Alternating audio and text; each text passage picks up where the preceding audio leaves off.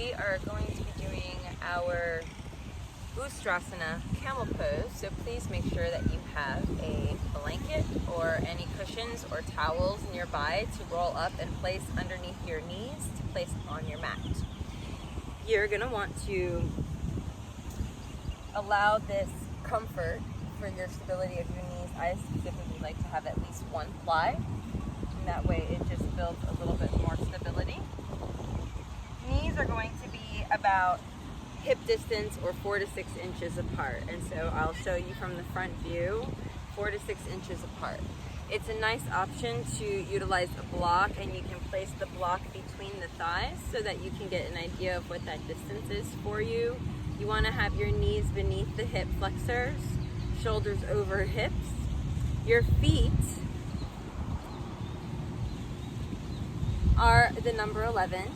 And from here you have the option to tuck the toes or release the feet, let the tops of the feet stay down. So you can tuck or untuck. I would suggest tucking to begin, and then I would also suggest taking your 2 blocks and placing them on either side of your calves or your ankles, depending on the flexibility. If you have a wall, it's nice to have the hips up against the wall. So this way you'll know not to take the hips too far back. You want to keep the hips pressing forward.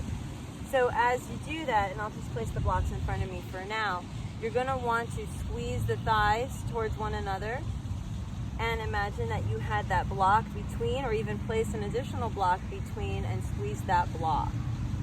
Now from here, you're going to make your fists and place them at the lowest part of your spine, drawing your elbows back, and this will ultimately open up the chest, open up the ribs. Your challenge is to draw the ribs closer in so they're not protruding out. So from this view, you'll notice that everything is in one line. The backs of the hands or the little fists are pushing into the lowest part to press my hips forward. Lifting my chest, so I'm lifting up through the rib cage and then rolling the shoulders back to open up through the clavicle and then look up. So you're extending up through the thoracic, the cervical spine, so you're creating this giant heart opener. So we go from flexion to extension, come back up. And now let's do this again and maybe reach the hands down. And this is where I encourage you to take the block and place it to your chin at the 3rd height. And then take that left hand down to a block, and I'll just borrow the one I'm squeezing. And now press the hips forward and keep pressing the hips forward and lifting the chest. Big heart open. You would like to take 5 breaths and do not crank your head back.